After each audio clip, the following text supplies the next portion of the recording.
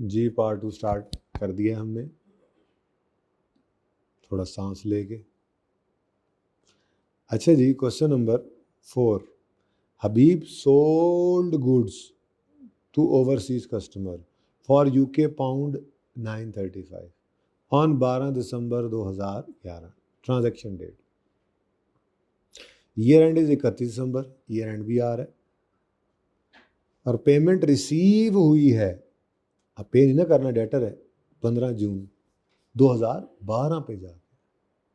तो इसका मतलब 31 दिसंबर 11 पे हमारा ये एसेट, ये रिसीवेबल रिसीव नहीं हुआ होगा। ठीक है, तो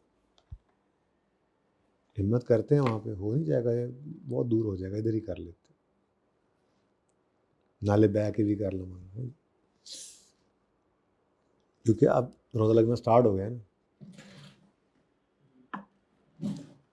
वो सेटिंग बनते ही 2 दिन लगते हैं ना, ज़रा पहला लेक्चर है ना अभी रमज़ान में, आहिस्ता आहिस्ता ही पीछे आया। पहले तो पूरा रमज़ान पढ़ाया करते थे, फिर आहिस्ता आहिस्ता करके थोड़ा कम होता गया। अब इस दफ़ा अगली बार बिल्कुल ही निकल जाएगा रमज़ान में session.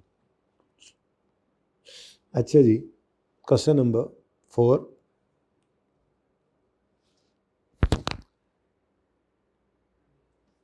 For the year ended 31 December 2011 है। ठीक है जी, तो किस दिन जी चीज़ें खरीदी हैं? 12 दिसंबर 2011 गालिबन। 12 दिसंबर 2011 पर हबीब ने चीज़ें बेची हैं, चीज़ें बेची हैं, तो 12/12/11 पर उधार पे चीज़ें बेची, क्योंकि पेमेंट तो बाद में आ रही है, तो एंट्री क्या बनेगी? Debtor debit sales credit.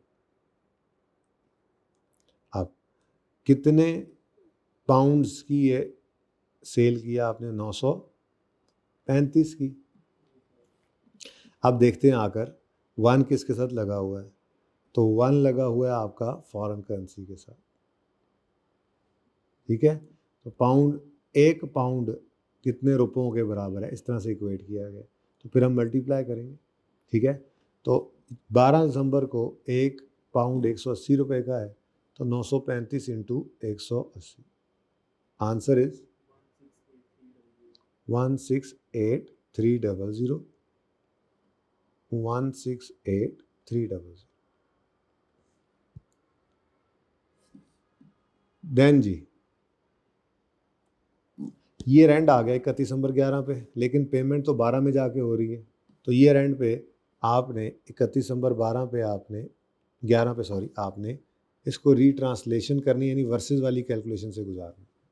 ठीक है, तो 935 पाउंड 31 दिसंबर 11 पर 1 पाउंड हो गया है जी 170। साड़ी किस्मत देखो ना, पे करने हो तो अमाउंट बढ़ जाए, पे करने हो तो बढ़ जाता है।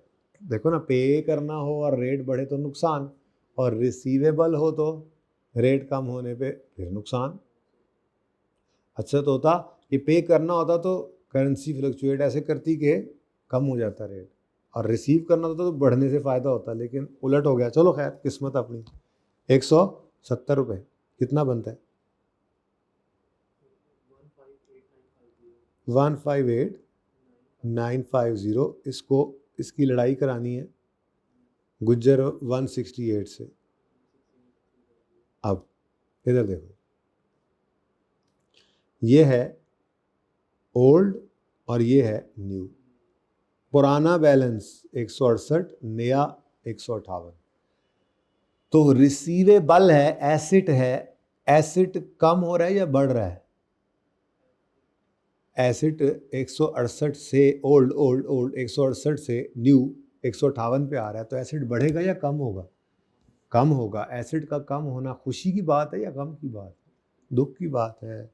तो खैर वो तो ऑटोमेटिकली भी निकल आएगा। एसिड यानी डेटर का कम होना क्या करेंगे हम? क्रेडिट। तो डेटर क्रेडिट हो गया, कम हो गया कितने से? 93। तो फिर बैलेंसिंग फिगर क्या है? Exchange loss. ये कहाँ ले जाएंगे आप? PNL 9350।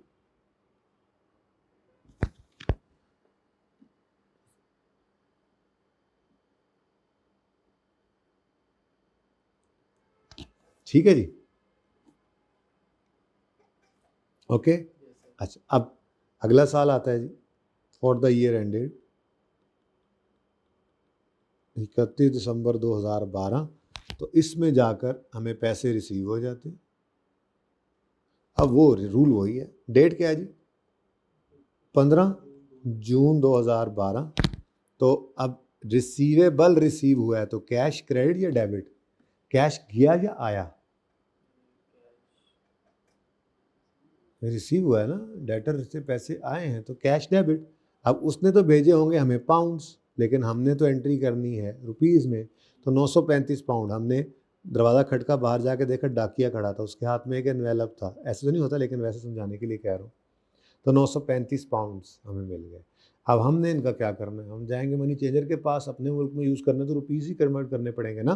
तो मनी चेंजर के पास गए तो हमने कहा यार 1 पाउंड, उसने कहा जी 184 का। हमारी तो फिर चलाएंगे है जी, रेट तो बढ़ गया, बेहतर हो गया। तो खैर चलें, हम इस तरह से सोचते, अभी ज़रा बच्चे हैं हम, तो 184। तो कैश के साथ मैंने कहा था स्पॉट रेट पर उसको लिख कर बस उसको एज इट इज़ रिकॉर्ड करना है। तो कितना आता है, 172040। डेटर किस पे स्टैंड कर रहा है, 168 पे ना, जी नहीं, 168 पर रिकॉर्ड हुआ था। 9350 से कम हुआ, सॉरी 9350 से कम हुआ। तो अब ये कम होने के बाद किस पे मौजूद है, तो यहाँ से मिल जाता है। वर्सेस वाली कैलकुलेशन वाली जो फिगर जो होती है, यहाँ से ये मिल जाता है, ठीक है। तो 158 पे आ गए, तो आपका इस वक्त डेटर 158 पे खड़ा था, क्रेडिट कर दिया आपने क्योंकि अब ये सेटल हो गया 158,950। अब जहाँ से आने की उम्मीद थी 158, वहाँ से आ गए माशाल्लाह 172। तो खुशी या दुख, खुशी की बात है। और बैलेंस की फिगर भी क्रेडिट साइड पर ही आ रही होगी जी।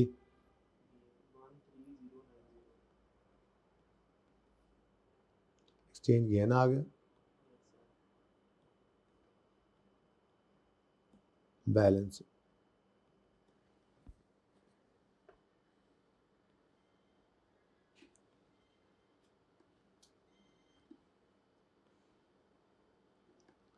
चले जी। अब एक्सट्रैक्ट्स इसके भी बना लें एक दफ़ा, मेरे ख्याल में तो पीएनएल के एक्सट्रैक्ट्स बनाएं तो 2011 और 2012 ऐसे ही।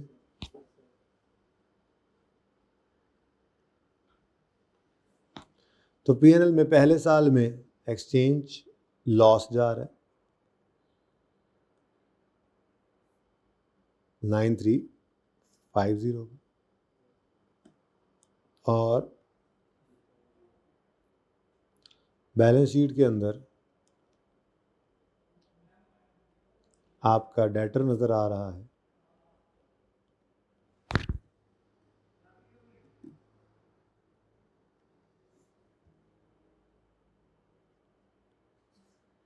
कितने पर जी, 168 पे ना, जी नहीं, यस सर, 168 पे तो छोड़ा ही ना, ईयर एंड पे आप उठा के इसको 158 पे ले आए चांद, 158,950, ठीक है जी।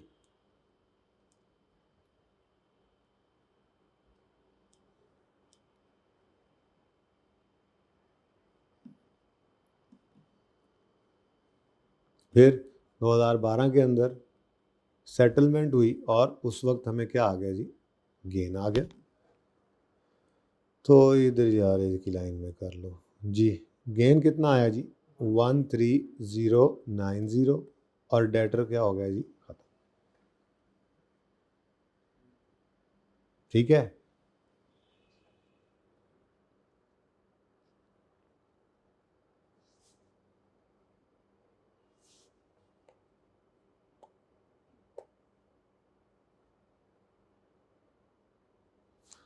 चलें जी, अब जल्दी से 5वां सवाल आप पहले करें,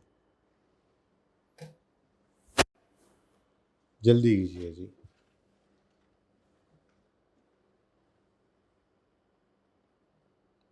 2 मिनट है आपके पास। चलो टोटल 3 मिनट पढ़ने का भी आधा मिनट दे दिया, 2.5 मिनट करने के लिए।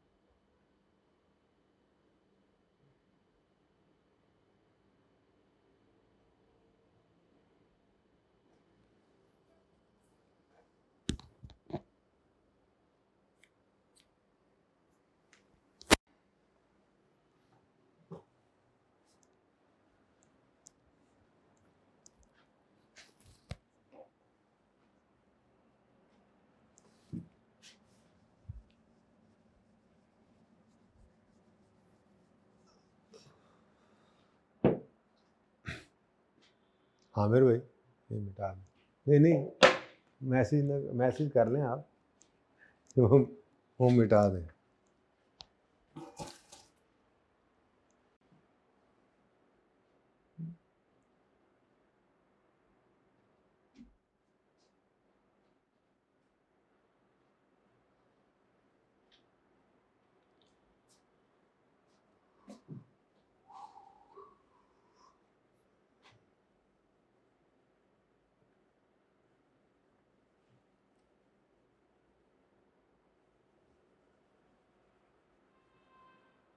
शीट मजे की नहीं है, ये क्या मसला है? मतलब शीट भी लगी थी।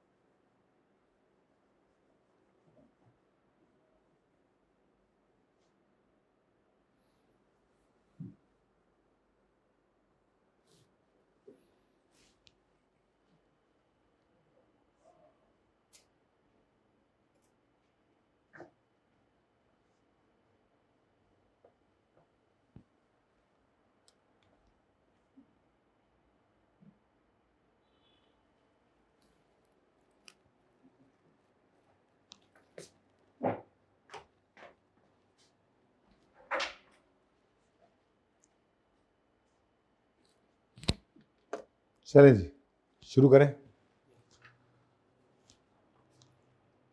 A company purchased plant on Yakam November 14 for UK 1000 pound and made payment on 1st March 15। Year end उन्होंने 31 दिसंबर बताया है, ठीक है। डिफरेंट डेट्स पर रेट्स, स्पॉट रेट्स गिवन है और company policy is to depreciate asset at 10%। Show करें journal entries for the year 14 and 15 और बैलेंस शीट और पीएनएल के एक्सट्रैक्ट्स भी बनाए 14 और 15 के, ठीक है। तो ये ज़रा अच्छा बड़ा सवाल है। क्वेश्चन नंबर 5, तो ए पार्ट है जनरल एंट्रीज,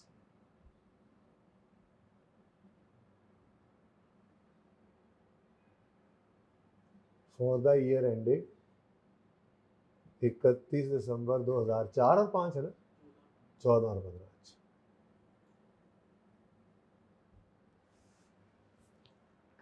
जी, यकम नवंबर को 1000 पाउंड का एसेट खरीद लिया। तो यकम नवंबर 2014 प्लांट डेबिट, और चूंकि पैसे नहीं दिए तो पेबल फॉर प्लांट क्रेडिट। कितने पाउंड्स का जी? 1000 पाउंड्स का, ऐसा ही है। और उसके बाद यकम नवंबर का रेट, सवाल के अंदर देखा स्पॉट रेट तो कितना आ रहा है जी? 198। तो 198 रुपीज़ का एक यूके पाउंड है। 1 लगा हुआ है फॉरेन करेंसी के साथ, तो फिर मल्टीप्लाई करते हैं, आंसर इज 198,000 लेंच।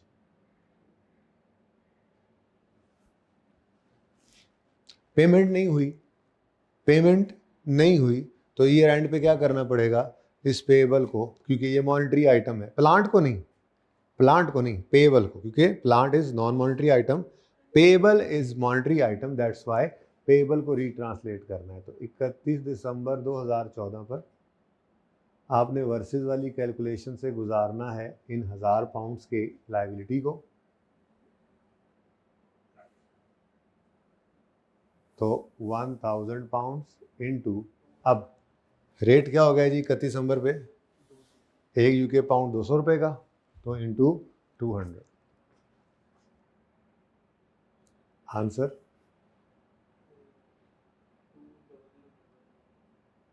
2 लाख।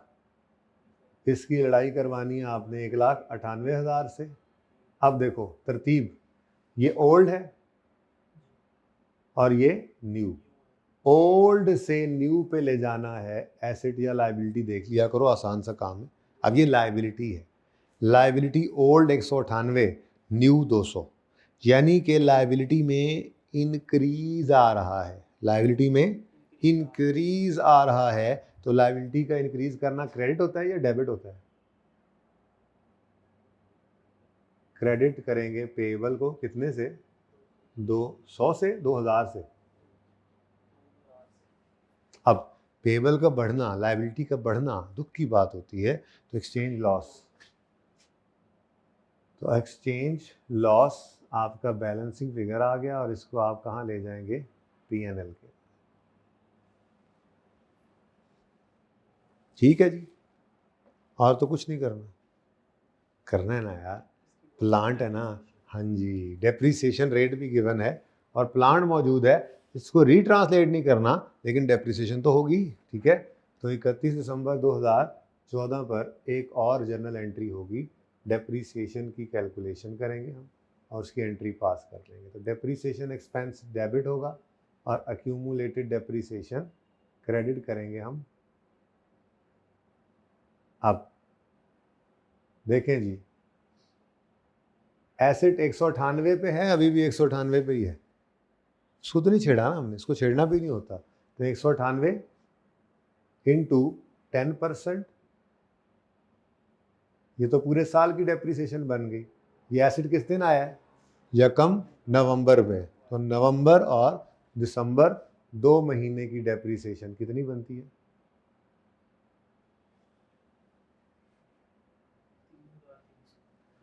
3300, 3300 रुपये से डेप्रिसिएशन एक्सपेंस डेबिट करके अक्यूमुलेटेड डेप्रिसिएशन को हमने क्रेडिट कर दिया।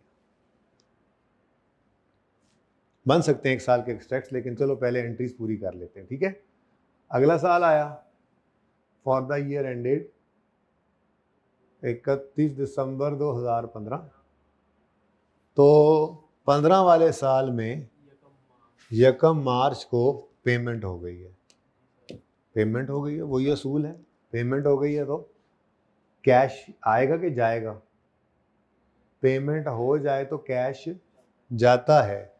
कितने पाउंड्स, 935 पाउंड्स हमने भेजने हैं और 1 पाउंड ये यकम मार्च को 199 रुपये का है, तो 199, आंसर 186,065। ठीक है जी, ये किस दिन हो रहा है जी, यकम मार्च 2015 पर। ठीक है, और अब कैश तो क्रेडिट कर दिया हमने, पेएबल को डेबिट करना है। अब पेएबल किस पे स्टैंड कर रहा है, लंबी बात ही नहीं है, इसको दो को तो देखना ही नहीं होता कि पेएबल इतना था, इतने से बढ़ा। मैंने आपको चौथी बार मैं बता रहा हूँ कि पेएबल को उठाकर 200 पे लाए हैं ना, वर्सेस वाली कैलकुलेशन में नजर आ रहा है कि हमारा पेएबल 2 लाख पे पड़ा हुआ है। ठीक है, तो इसको सेटल करना है, खत्म होगी कहानी, पे कर दिया तो पेएबल खत्म, पेएबल डेबिट कितने थे जी, सॉरी 200,000 से, तो अब जिसको पे करना था 200 उसको 186 पे करके काम चल गया, तो ये तो खुशी की बात है कि, लेकिन बैलेंसिंग फिगर भी बता दिया करती है हमें गेन है कि लॉस है। तो पीएनएल के अंदर आपने एक्सचेंज गेन ले जाना है जी, कितना 935, और तो कुछ नहीं करना, डेप्रिसिएशन करनी है ना यार, क्यों नहीं कुछ करना। तो 31 दिसंबर 2015 पर depreciation expense debit, accumulated depreciation credit. अब एसिड वही 198,000 पे ही पड़ा है, लेकिन इस साल पूरा 10% डेप्रीसिएशन चार्ज करेंगे, कोई फ्रैक्शन लगाने की ज़रूरत नहीं है। कितना बन गया जी 19,800। लेंज दोनों साल की एंट्रीज हो गई, ठीक है। एक्सट्रैक्ट की अगर बात करें तो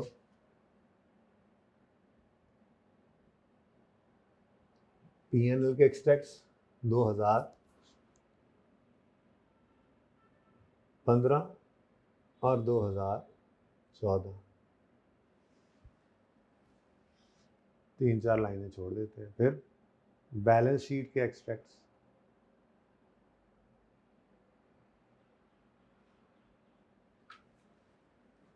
2015 के और 2014। सो 2014 में आपको एक एक्सचेंज लॉस नजर आ रहा है, कितना जी 2000। ये डायरेक्ट भी करने की कोशिश करेंगे फिर हम, फिलहाल तो एंट्रीज से करते आ रहे हैं, ठीक है। कर सकते हैं डायरेक्ट करना चाहें, कैलकुलेशन ही तो है। अच्छा, उसके बाद और डेप्रीसिएशन एक्सपेंस है,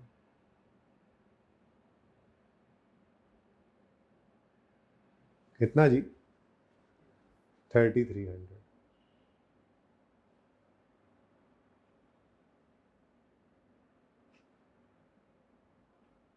अच्छा, बैलेंस शीट के अंदर नॉन करंट एसेट्स में आपका प्लांट नजर आएगा, और वो प्लांट खरीदा था आपने 1,98,000 का कॉस्ट है उसकी, और 3300 इसमें से डेप्रीसिएशन चार्ज हो चुकी, तो क्या आ रहा है जी बुक वैल्यू उसकी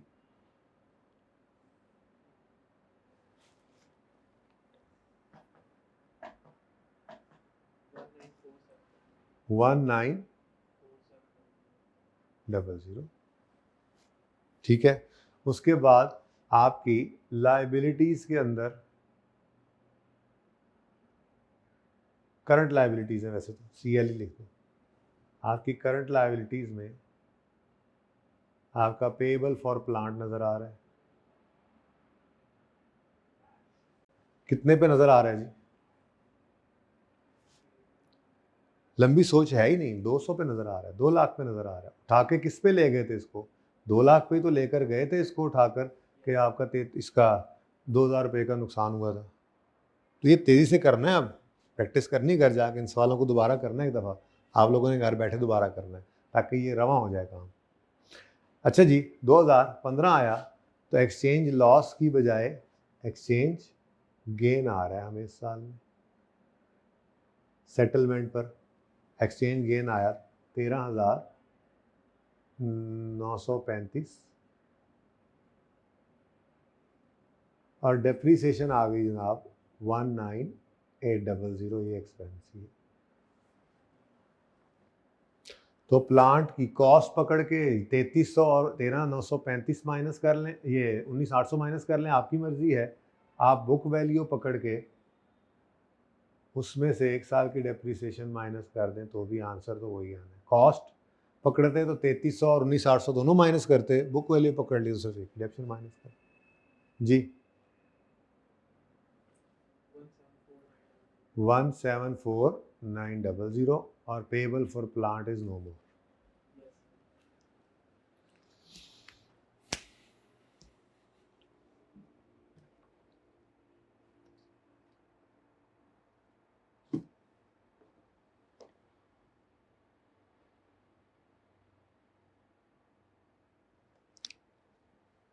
चले यार एक छोटा सा काम और कर लें फिर छुट्टी करते हैं, ठीक है? हिम्मत है ना? थोड़ी सी हिम्मत करनी है बस। सादा सा काम है, कोई मुश्किल काम नहीं किया हमने। कल फॉरेन करेंसी लोन्स के अलावा ये ख़त्म हो जाएगा standard. Foreign currency loan receivable या पेबल है, उसके अंदर हमें लोन अमोर्टाइजेशन स्केड्यूल बनाना पड़ता है, तो वो एक मुश्किल काम है। लेकिन लीज़ के अंदर लीज़ अमोर्टाइजेशन स्केड्यूल बनाने से ही हमने काम शुरू करना है, और फिर कोई 15-16 दिन वो ही करते जाना है, हर सवाल में तकरीबन बन रहा होगा। तो जब वो लीज़ ख़त्म करेंगे तो अमोर्टाइजेशन स्केड्यूल बनाना काबू में आ चुका होगा, तो फिर IAS 21 का ये छोड़ा हुआ पोर्शन हम उस वक्त करेंगे, और उस वक्त ऐसे हो जाएगा। अभी करेंगे तो मुश्किल पेश आएगी, क्योंकि सिंपल रुपीज़ में बनाना सीख लेंगे, यहाँ पे फिर डॉलर्स वगैरह में बनाकर उसको कन्वर्ट करना सीखेंगे, ठीक है ना? तो इसलिए IAS 21 पर टोटल तो मेरे ख्याल से 3 फुल फ्लैज लेक्चर चाहिए, लेकिन हम 2 लेक्चर लगा के बाकी फिर टुकड़ों के अंदर उसको मज़ीद पढ़ लेंगे, आगे जाके हाफ लेक्चर कर लेंगे वहाँ जाके, जब हमारा लीज़ ख़त्म हो गया होगा या ख़त्म हो रहा होगा। अच्छा जी, क्वेश्चन नंबर 6 भी आपका होमवर्क है।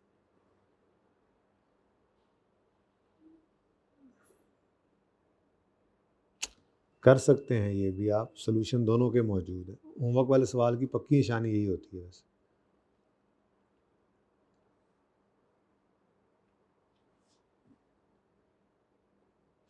थोड़ा सा हो सकता है इम्पेयरमेंट का टच आ जाए, कोई बात नहीं, स्टैंडर्ड हमने पढ़ा हुआ है। IAS 21 मिक्स करना वैसे सिखा दिया आपको, तो ये एक अच्छा सवाल है जिसको आप कर सकते हैं, ठीक है जी। आखिरी सवाल मैं 9वां आपको कराऊंगा। तो मिसाल के तौर पे आमिर भाई हैं और इनकी जेब में जनाब $112 हैं।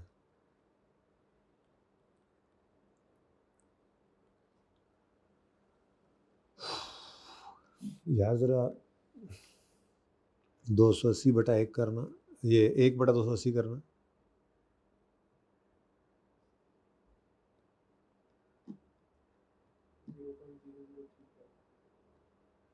अच्छा,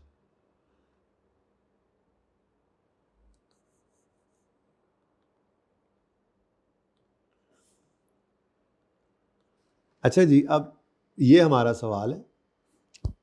तो अभी तक मैंने आपको जो मेथड करवाया है इसका नाम है डायरेक्ट मेथड, जिसके अंदर आपका वो नहीं मिटाना, चाहिए अभी वो नहीं मिटाना, जिसके अंदर आपका 1 लगा होता है फॉरेन करेंसी के साथ, ठीक है जी। तो हमने कहा था जी एक $1 जो है वो 285 रुपीज़ का है,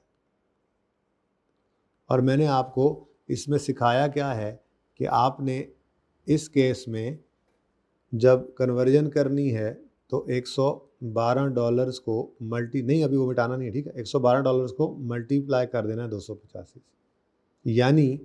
यानी अगर 1 लोकल करेंसी के साथ लगा हो तो हम मल्टीप्लाई करके कन्वर्जन करते हैं। लेकिन कभी सवाल में आपको यूं भी कह सकता है वो कि आपका 1 रुपया जो है 1 रुपी वो बराबर है, कितना निकला था आंसर वो जब भी आपने देखा तो 0.00 कितना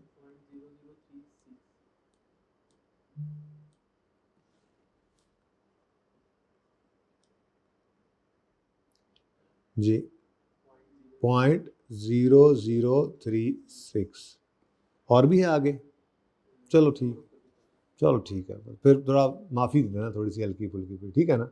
अच्छा, अब अगर तो आपका लोकल फॉरेन करेंसी के साथ 1 लगा हुआ है, आपका फॉरेन करेंसी के साथ 1 लगा हुआ है आपका फॉरेन करेंसी के साथ,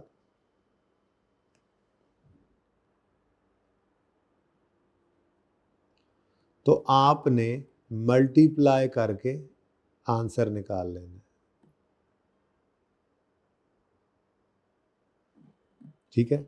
लेकिन अगर आपका 1 लग जाए लोकल करेंसी के साथ तो फिर आप मल्टीप्लाई करके नहीं बल्कि डिवाइड करके आंसर निकालेंगे। कैसे? आप कहेंगे जी, अगर आप कन्वर्जन करनी तो आप कहेंगे जी $112 जो हैं इसको डिवाइड कर दें 0.0036 के साथ। अच्छा आंसर बताएं, पहले केस में कितने रुपीस थे आमिर के पास?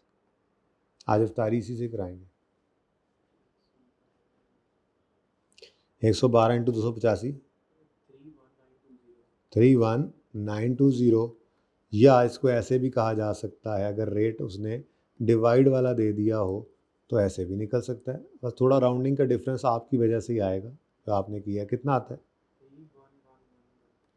₹31111। चले, अगर वो आप जो आंसर आया था ज़रा एक दफ़ा करो ना दोबारा। अच्छा सॉरी 280 ही था। चले अब बताएं, फ़र्क फिर भी आना है। वो 280 आपने बताया था ना रेट, मुझे लगा 360। अच्छा आप ज़रा चेक करो, 1 मिनट के लिए चेक करो, 1 को आपने डिवाइड किससे किया था? 280 से। जो कैलकुलेटर पे आंसर आया था उसको 112 से मल्टीप्लाई करो, और सॉरी 112 को उस पर डिवाइड करो, करीब हो जाएगा।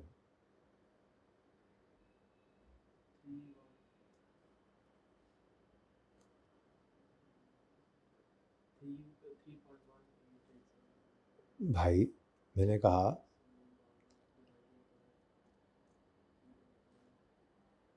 0.036 नहीं करना, बहरहाल राउंडिंग का डिफरेंस है, छोड़ो इस बात को। असूल की बात क्या है, अगर आपको 1 लगा मिले फॉरेन करेंसी के साथ तो कन्वर्जन करेंगे मल्टीप्लाई करके, इसको कहते हैं डायरेक्ट मेथड। और अगर आपको 1 लिखा हुआ मिले लोकल करेंसी के साथ तो डिवाइड करके आपने कन्वर्जन करनी है, और इसको कहते हैं इनडायरेक्ट मेथड।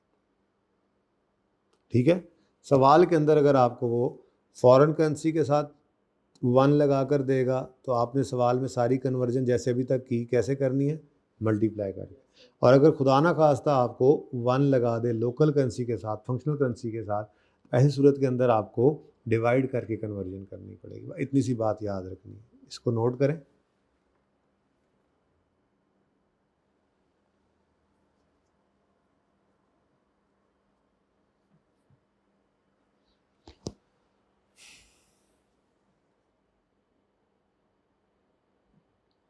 ठीक है, चले अब आए ज़रा क्वेश्चन नंबर 9 पे।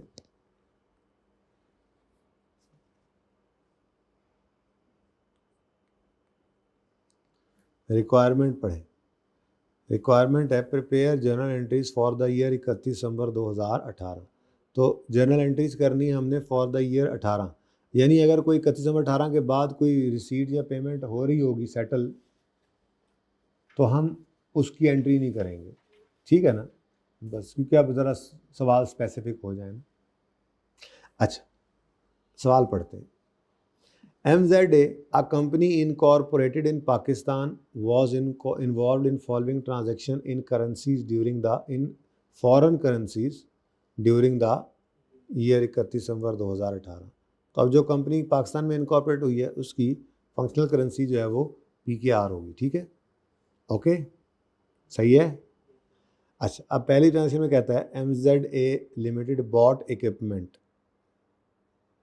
फॉर 130 दिनार एंड पेड ऑन 25 अगस्त। अब ईयर एंड 31 दिसंबर है तो इसका मतलब हमारे पीरियड में हमने इक्विपमेंट खरीदा और पेमेंट भी हमारे पीरियड में ही होगी। नेक्स्ट 27 फरवरी पे MZA limited sold goods which had costed 46 for 476 crams to company whose currency was crams, और प्रोसीड्स हमारे साल में ही रिसीव हो गई। इसका मतलब यहाँ पे भी सेटलमेंट हो गई। अच्छा जो इम्पॉर्टेंट थिंग इज़ कि कॉस्ट भी सवाल के अंदर आ गई, तो अपने पास स्टार लगा के लिख लें। अगर सवाल में कॉस्ट गिवन होगी तो हम परपेचुअल वाली दोनों एंट्रीज किया करेंगे, सेल वाली भी और कॉस्ट ऑफ सेल वाली भी। ठीक है ना, अगर सवाल में कॉस्ट गिवन हो तो परपेचुअल वाली दोनों एंट्रीज करेंगे।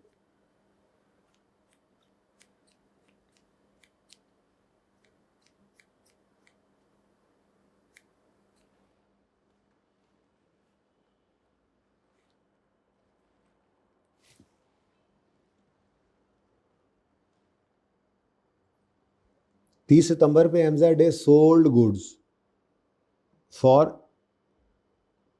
गुड्स विच कॉस्ट 1700, यानी यहाँ पे दोनों एंट्रीज करेंगे 17,000 सॉरी, फॉर 53,376 सैरल्स।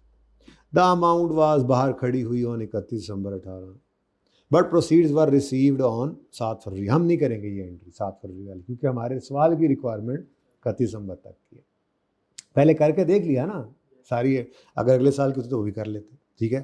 फिर MZ बोरोड 426 रोनाल्डो, 426 रोलैंड्स बोरो किए हैं। बोरो किए हैं मतलब क्या है? लोन लिया है, सिंपल। तो cash debit loan payable credit, ठीक है। और ये रीपेएबल है 2 ईयर्स टाइम में, इसका मतलब ये भी आउटस्टैंडिंग होगा। अब ये भी मॉनेटरी आइटम है तो इसको भी रीट्रांसलेट करना पड़ेगा, ठीक है। चलें जी, सवाल फिर करते हैं अब यहीं पे। क्वेश्चन नंबर 9, ट्रांजैक्शन वाइज चलते हैं हम। मैं तो कहता हूँ जल्दी जल्दी आप अब स्पीड मार के ज़रा करें। पहले जनरल एंट्रीज हैं,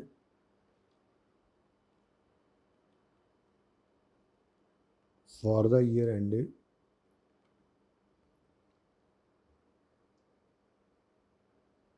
31 दिसंबर 2018। चलें जल्दी से।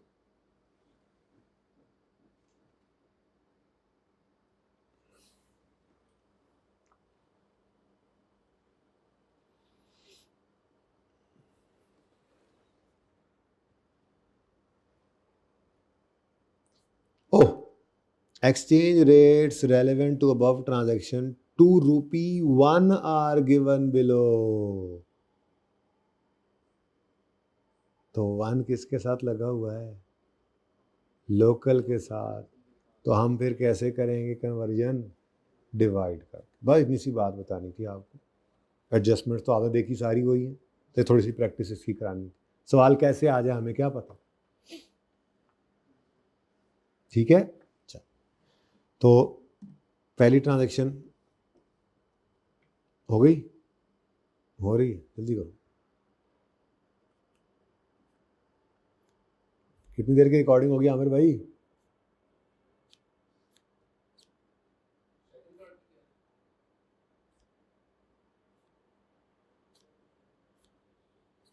चलो टोटल बता दो।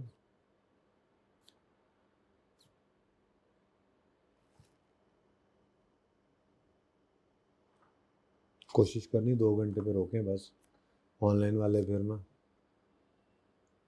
बहुत ज़्यादा हो जाता है। 10-15 मिनट में सवाल करना है, ठीक है। Okay, MZ bought equipment for 130 dinar. तो किस दिन जल्दी से बताओ, सवाल देख के बताते जाओ। 4 मार्च, तो 4 मार्च 2018 इक्विपमेंट डेबिट, और चूंकि पेमेंट इसी वक्त नहीं हुई है तो 4 मार्च पे एंट्री होगी इक्विपमेंट डेबिट और पेएबल क्रेडिट। अब दिनार में कितने दिनार? 1,30,000 दिनार। तो मैं डी डाल रहा हूँ दिनार का, ठीक है, 1,30,000। अब चूंकि 1 लगा हुआ है लोकल करेंसी के साथ तो डिवाइड करना है। अब इधर आए, दिनार ये पड़ा है और 4 मार्च पे 0.5 रेट आ रहा है, तो 0.5 से डिवाइड कर दिया, ठीक है। आंसर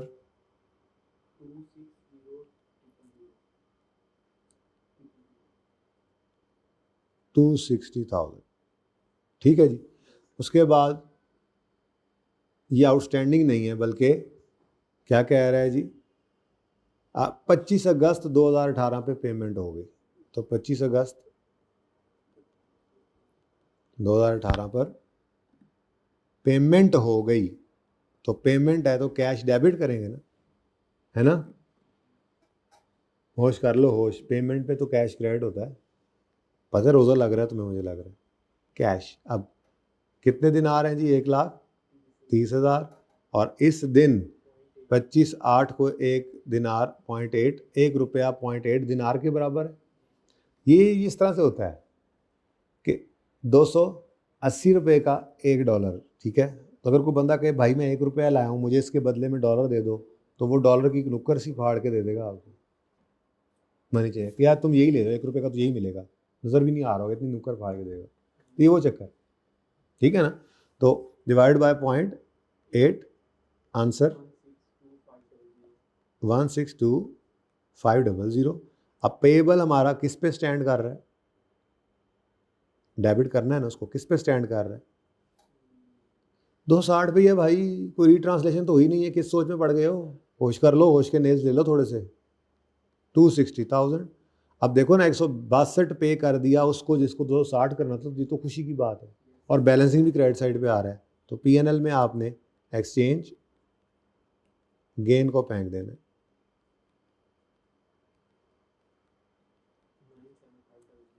97,500।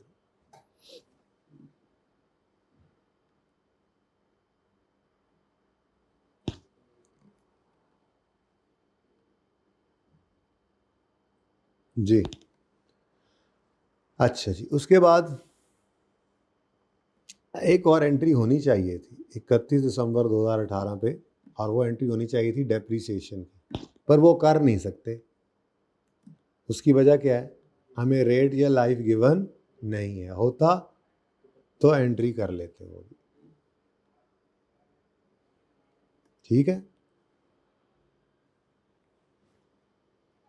नेक्स्ट बी, बी क्या कहता है जी, चीज़ें बेची हैं, सोल्ड गुड्स जिनकी कॉस्ट 46 थी 476 क्रैम्स की 27 फरवरी को। तो 27 फरवरी 2018 पे डेटर डेबिट सेल क्रेडिट और cost of sale debit inventory credit दोनों एंट्रीज करनी है। ये तो करेंगे कन्वर्ट करके जी। क्या चीज़ है जी, क्रैम्स, के लिख दूँ के, 4 लाख कितने, 76,000। अब चूंकि 1 लगा हुआ है लोकल करेंसी के साथ, तो डिवाइड करना है 27 फरवरी को 5 रुपीज़, 1 रुपीज़ 5 ग्राम्स के बराबर, तो डिवाइड बाय 5। चलो जी, किसी करेंसी से तो हम भी ऊपर है। अच्छा जी, 95200।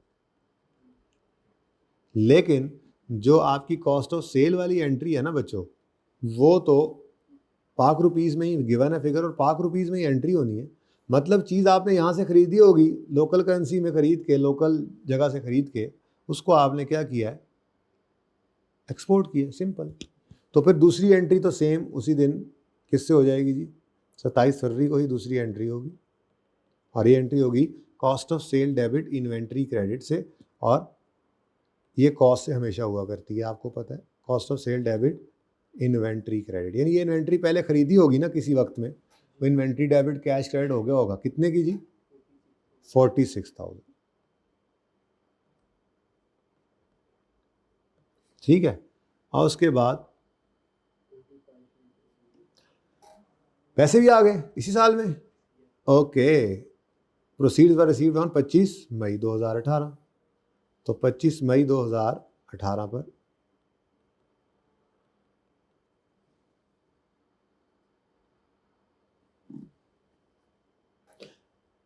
पैसे आए हैं तो कैश क्रेडिट करेंगे ना जी, है ना, बड़ी गल है जी। क्रैम्स 4,76,000, और इस दिन 1 रुपया कितने क्रैम्स के बराबर है, 6.8। ये जनाब आपका 25 मई आ गया, ठीक है। तो 6.8 से डिवाइड किया आपने, आंसर आ गया। इसको ज़रा शॉर्ट करके लिख दूँ, डिवाइडेड बाय 6.8 कितना जी, 70,000। अच्छा, कैश 70,000 आया। डेटर हमारा किस पे स्टैंड कर रहा है इस वक्त,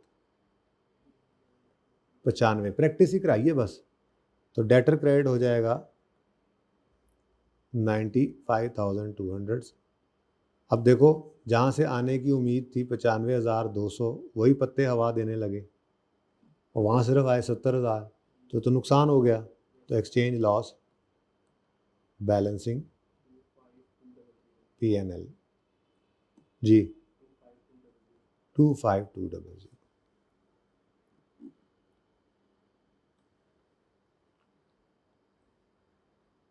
सुभान अल्लाह। जी तीसरी ट्रांजैक्शन है, फिर चीज़ों को खरीदने की ही है, नहीं बेचने की है। किस दिन बेची है जल्दी से बताओ? 2 सितंबर 2018 पर। Debtor debit, sale credit, cost of sale debit, inventory credit. Debtor debit, sale credit और cost of sale debit, inventory credit, ये 2 एंट्रीज होनी है। अच्छा जी, अब कॉस्ट 17,000 है, आसान एंट्री तो पहले कर लें, मुफ्त के नंबर लें ज़रा फटाफट। 17,000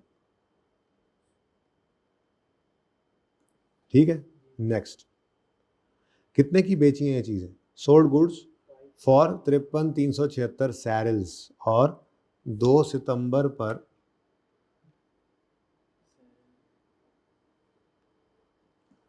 2 सितंबर पे एक सैरल कितने के बराबर है जी? 2.224। कितने जी? 53 5 एस, ज़रा लिख दूँ S 53 divided by 2 point, answer 24। ठीक है जी, ये 2 एंट्रीज हो गई जी। और उसके बाद वो कहता है पेमेंट बाहर खड़ी है, आउटस्टैंडिंग है, तो फिर रीट्रांसलेट करना पड़ेगा। ठीक है, अब मुझे नहीं परवाह इस 7 फरवरी वाले रेट्स की, मुझे तो 31 दिसंबर के ऊपर सैरल्स चाहिए, तो 2.25 सैरल्स के बराबर है 1 रुपया। तो वर्सेस वाली कैलकुलेशन करेंगे 31 दिसंबर 2018 पर। तो सैरल्स हैं 53376 और 2.25 है। ओके, आंसर इज वर्सेस किस पे खड़ा हुआ है असल हमारा इस वक्त रिसीवेबल? 24,000। Very good. अब 24 से 23 पे लाए डेटर को, तो डेटर कम हो गया। डेटर कम होना दुख की बात है, तो डेटर क्रेडिट कितने से?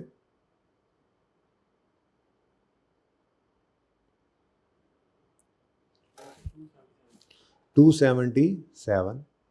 और ये नुकसान हो गया हमें, एक्सचेंज लॉस, पीएनएल में 277।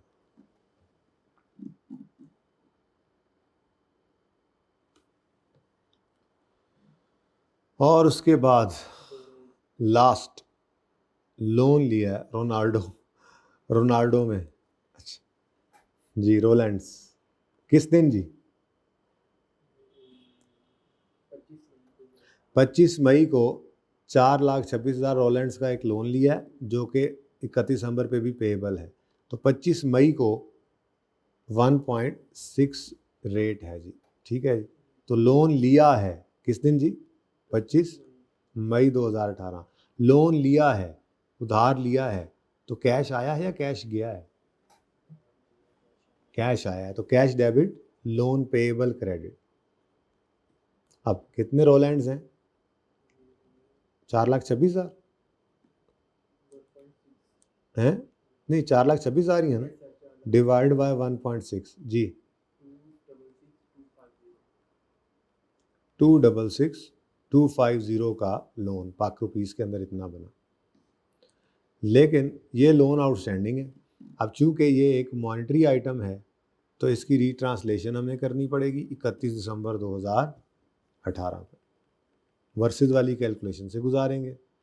1 रुपया कितने रोलैंड के बराबर है 31 दिसंबर 18 पे? 1.4। ठीक है जी, तो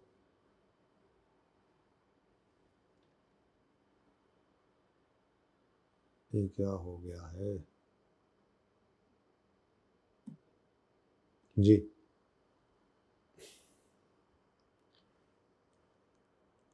जी, रोलैंड 4,26,000 है, और 1 रुपया कितने के बराबर? 1.4। आंसर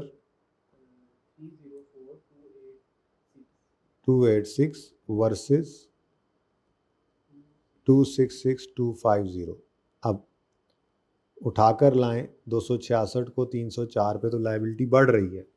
लायबिलिटी क्रेडिट, दुख की बात है।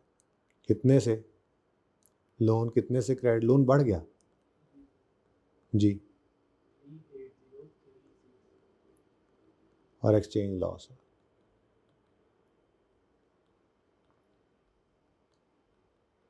थ्री एट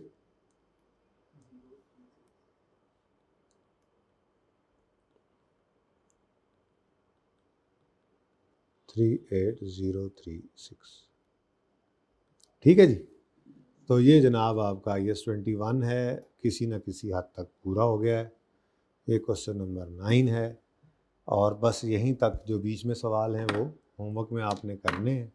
तो आज के लिए इतना काफ़ी है। ज़िंदगी अगर रही तो कल मुलाकात होगी।